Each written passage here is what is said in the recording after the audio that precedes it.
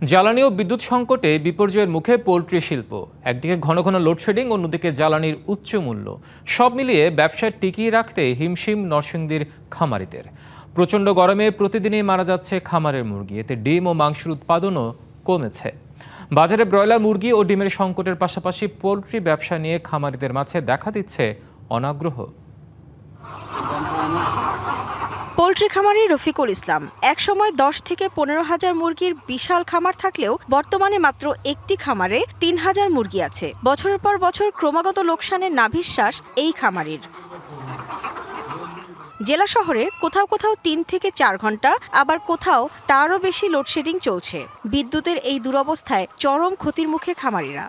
মুরগির প্রোডাকশন যেখানে ছিল 95%, এখানে এখন 75%, 70%।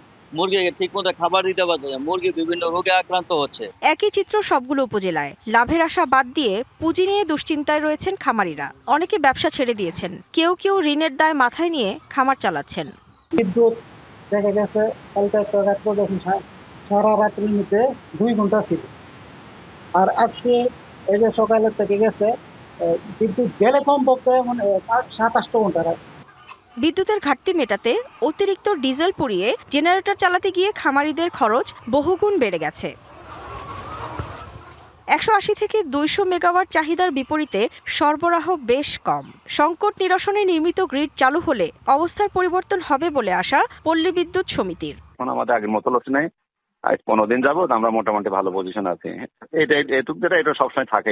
20 মেগাওয়াট লোডশেড আমাদের আগের গুড়া থেকেই থাকে। এটা যে গ্রিড টিড হলে পরে গ্রিডের সামনে যে 2,500 গেট চালু হলে এটাও থাকবে না। নানামুখী বাধায় পোল্ট্রি ব্যবসা ছাড়ছেন অনেকে। পোল্ট্রি খাতকে টিকিয়ে রাখতে সমন্বিত উদ্যোগ নেওয়া জরুরি বলে অভিমত অ্যাসোসিয়েশনের। আসলে বাংলাদেশে তাপমাত্রা অনেক বৃদ্ধি পেয়েছে। এর পাশাপাশি বাংলাদেশে এখন বিদ্যুতের একটা মারাত্মক সংকট।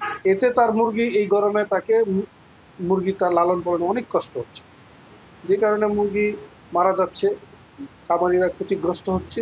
প্রাণী সম্পদ অধিদপ্তরের তথ্য অনুযায়ী নরসিংদী জেলায় প্রায় 6,000-এর বেশি পোল্ট্রি খামার রয়েছে। Humaira Faruqui, DBC news.